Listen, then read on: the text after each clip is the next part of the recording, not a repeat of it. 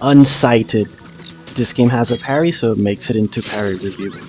When I first saw this game, I underestimated it because I thought, oh, it's just too easy. Like, I could just look at the parry and think, oh, well, it's just too easy of a parry, so I'm not gonna be able to enjoy this game because it'll be too easy and mundane, and I'll just put it down. And I was wrong. I was wrong. This game is actually a lot of fun, even if the parry is easy to do, because it's still... There's sometimes so many enemies on screen that even though the parry is easy to do, the challenge is to keep up with everything going on the screen. So not only was I wrong about this game, but I'm also having fun. Here's how the parry works. Pretty much every single enemy, or well, I should rather say every single attack, just before an enemy attacks, they're gonna glow red. Or they're gonna have like some red part of them. Some part of them is gonna go red.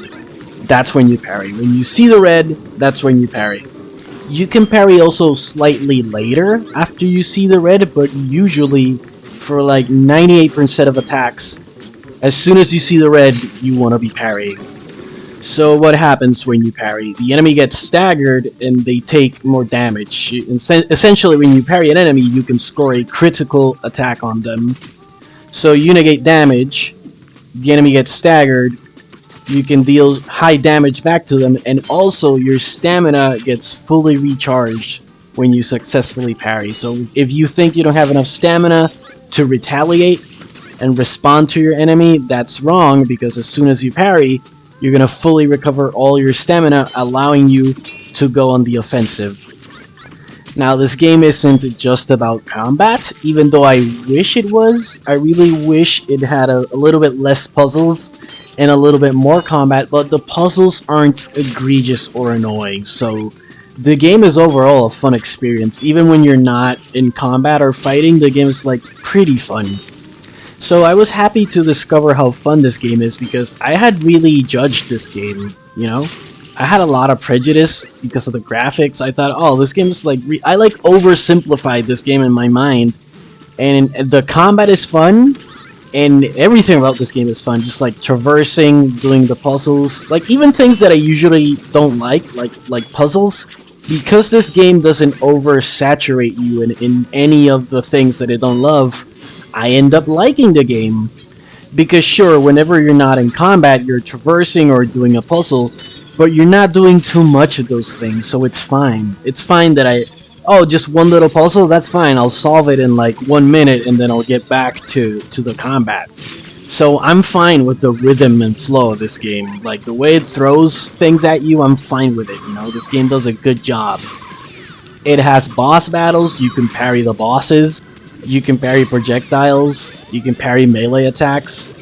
None of the mechanics are overly complicated. Like, the game is very straightforward, which means you can just pick up and play it. I have a pretty strong feeling that I'll be passing this game completely in its entirety.